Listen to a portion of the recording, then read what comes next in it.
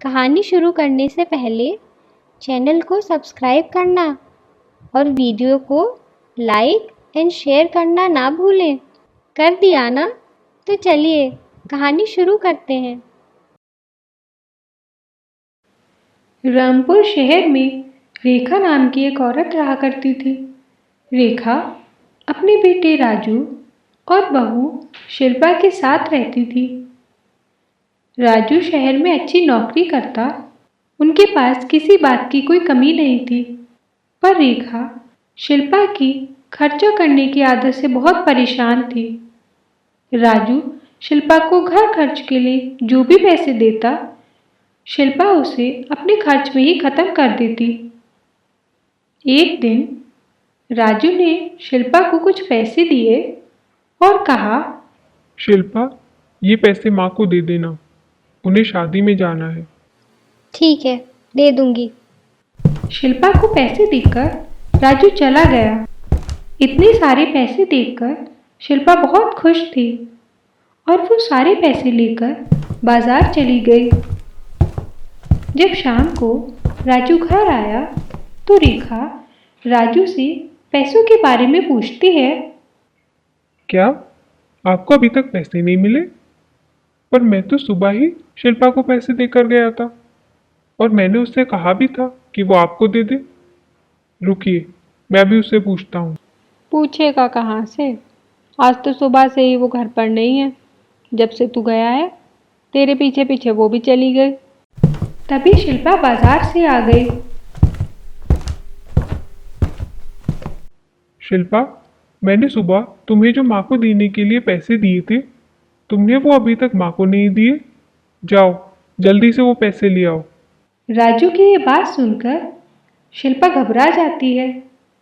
शिल्पा को घबराया देख रेखा शिल्पा से पूछती है, तेरे चेहरे का रंग क्यों उड़ गया? कहाँ हैं पैसे? कहीं तूने फिर से वो सारे खर्च तो नहीं कर दिए?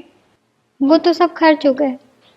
आप मुझे मेरे खर्चे के लिए जो पैसे देते हैं वो कम पड़ते हैं, इसीलिए उन पैसों से मैंने अपने लिए सामान ले लिया। शिल्पा की ये बात सुनकर रेखा को बहुत गुस्सा आया और उसने शिल्पा से कहा, तेरे पास थोड़ा भी दिमाग है या नहीं? राजू इतनी मेहनत करता है, दिन रात बेचारा मेहनत करके जैसे तैसे पैसे कमाता है और तू सब उड़ा देती है। ऐसी कुलक्षणी मेरे घर में ही आनी थी। देखिए माँ जी, ज़रा सोच समझ कर बोलिए। मेरे माँ बाप ने कभी मुझे किसी चीज़ की कोई कमी महसूस नहीं होने दी और ना ही मुझे कभी किसी चीज़ के लिए मना किया है। मुझे जो भी चाहिए होता था वो मेरे लिए आते थे। जब से शादी क्या हुई है तब से इतनी कंजूसी कर रही हूँ मैं, फिर भी मुझी से बोले जा रहे हैं। लो सुन लो इसकी बात। इसे कंजूसी कहते हैं और ये कंजूसी करती है। जब देखो सारा पैसा उड़ाती रहती है। एक दिन जब कुछ नहीं बचेगा ना, तब तुझे पता चलेगा कहाँ से उड़ाएगी फिर पैसे। शादी में मेरे घर वालों ने जो दहेज के पैसे दिए थे ना, वो मेरे लिए ही दिए थे। अब मैं उसी में से खर्च कर रही हूँ। आप होती कौन है पूछने वाली? शिल्पा, ये कैसे बात कर रही हो तुम माँ से? माँ ठीक ही तो बोल रही हैं। तुम्हारे इतने खर्चे ही रहे तो एक दिन हम रास्ते पर आ जाएंगे। अब और मैं तुम्हारे खर्चे नहीं उठा सकता। अब से अपने सारे खर्चे तुम खुद ही उठाओ। मेरे पास तुम्हारे फिजूल खर्चे के लिए और पैसे नहीं है। सबकी बात सुनकर उस समय तो शिल्पा वहां से चली गई, पर वो कमरे में जाकर कुछ सोचने लगी। इन दोनों माँ बेटे को अच्छा मज़ा चखाऊंगी। मुझे सुना रहे थे, देखना अब दोनों को रास्ते पर ना ला दिया ना तो मेरा नाम भी शिल्पा नहीं। अब रोज शिल्पा नए नए सामान घर में लाती। अपने लिए गहने, महंगे कपड़े रोज ही घर में आने लगे। ये सब देखकर रेखा और राजू परेशान रहते थे और सोचते थे कि शिल्पा के पास इतने रुपए कहाँ से आ रहे हैं। तभी रेखा कहती है, अरे बेटा, जरा पता लगा इसके पास रुपए कहाँ से आ रहे हैं जो ये इतना खर्चा कर रही है। माँ, पता क्या लगाना है? उसी से पूछ लेते हैं। शिल्पा, शिल्पा, जरा यहाँ आओ।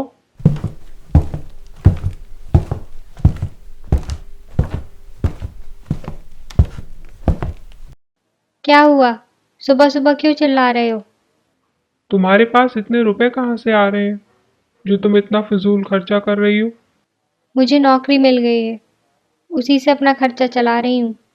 अब तुमने तो रुपए देने से मना कर दिया है, तो कुछ ना कुछ तो मुझे करना ही पड़ेगा। ये सुनकर राजू बहुत खुश होता है कि शिल्पा अब खुद से मेहनत करके रुपए कमा रही है। पर कहीं ना कहीं रेखा को ये बातों पर विश्वास नहीं होता। पर उसके पास अपनी बात साबित करने के लिए कुछ नहीं था। इसी तरह समय निकल गया। शिल्पा रोज सुबह ही घर से चली जाती और जब शाम को घर आती तो अपने साथ ढेर सारा सामान भी लाती। एक दिन रेखा राजू से कहती है, बेटा, मेरा बहुत दिन से तीर्थ यात्रा पर जाने का मन हो रहा है। तू ऐसा कर, मेरा रजिस्ट्रेशन करा दे तो मैं भी घूम आऊं। ठीक है माँ, मैं आज ही तुम्हारा रजिस्ट्रेशन करा देता हूँ। जब राजू रजिस्ट्रेशन कराने के लिए अपने सेविंग कार्ड से पेमेंट करता है तो रजिस्ट्रेशन करने वाला उससे कहता है, अरे भाई, इस खाते में तो रुपए ही नहीं है। कोई दूसरा खाता हो तो बताओ, नहीं तो कैश पेमेंट कर दो। ये क्या बोल रहे हो भाई? इसमें तो बहुत रुपए थे। जरा दोबारा चेक करो। रजिस्ट्रेशन करने वाला दोबारा चेक करता है, पर इस बार भी वो राजू को वही सब बताता है। राजू निराश होकर घर चला जाता है और घर पर रेखा को सारी बात बताता है। तो रेखा समझ जाती है कि जरूर ये सब शिल्पा का किया हुआ है। तो वो शिल्पा को बुलाती है। शिल्पा, अरे ओ शिल्पा, बाहर आ तू। क्या हुआ? क्यों चिल्ला रही हो? तू किस कंपनी में काम करती है? जरा नाम बता, राजू को कुछ काम था। रेखा की ये बात सुनकर शिल्पा सोच में पड़ जाती है और कहती है, अब इस बुढ़िया को क्या बताऊं? शिल्पा सोच, जल्दी कुछ सोच, नहीं तो बना बनाया खेल बिगड़ जाएगा। शिल्पा ऐसा सोच ही रही थी कि रेखा उससे कहती है, क्यों, क्या हुआ? नाम याद नहीं आ रहा तुझे? जब नौकरी ही नहीं करती तो नाम कैसे याद आएगा? तूने ही राजू के खाते में से सारे रुपए खर्च किए हैं ना? अब जब आपको सच पता चल ही गया है, तो हाँ, मैंने ही सारे पैसे खर्च किए हैं। दोनों माँ बेटे मुझे सुना रहे थे ना, अब अच्छा मजा चखाया दोनों को। करमजली, कलमुही, तू बहू नहीं चुड़ैल है जो अपने ही घर को खा रही है, अपने ही पति का बुरा चाहती है। कैसी पत्नी है तू? बुढ़िया, तेरी हिम्मत कैसे हुई मुझसे ऐसे बात करने की? रुक तू, अभी बताती हूँ तुझे। शिल्पा रेखा को मारने के लिए जैसे ही हाथ उठाती है, राजू उसका हाथ पकड़ लेता है। तेरी इतनी हिम्मत हो गई, मेरी माँ पर हाथ उठाती है? निकल जा तू यहाँ से, निकल मेरे घर से। अब कभी अपनी शक्ल मत दिखाना। हाँ हाँ, मुझे भी तुम जैसे भिखारियों के साथ नहीं रहना। मुझे भी कोई शौक नहीं है।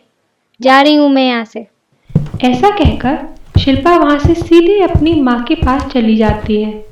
पर रेखा ने पहले ही सुषमा को सब बता दिया था। तो जैसे ही शिल्पा घर पर पहुंची, अपना घर तोड़कर अब तू यहाँ क्या लेने आई है? माँ, तुम ऐसा क्यों बोल रही हो? मुझे सब पता है, तू वहाँ क्या करके आई है। माँ, वो सब इसी लायक थे, वही हुआ उनके साथ। अब मैं उन भिखारियों के पास नहीं जाने वाली दोबारा। आज उनके पास कुछ नहीं बचा तो तू यहाँ चली आई। कल को अपने फिजूल खर्चे की आदत से यहाँ जब कुछ नहीं बचेगा तो तू हमें भी बेच देगी। मुझे माफ कर, पर अब तू यहाँ नहीं रह सकती। तुझे जहाँ जाना है वहां जा।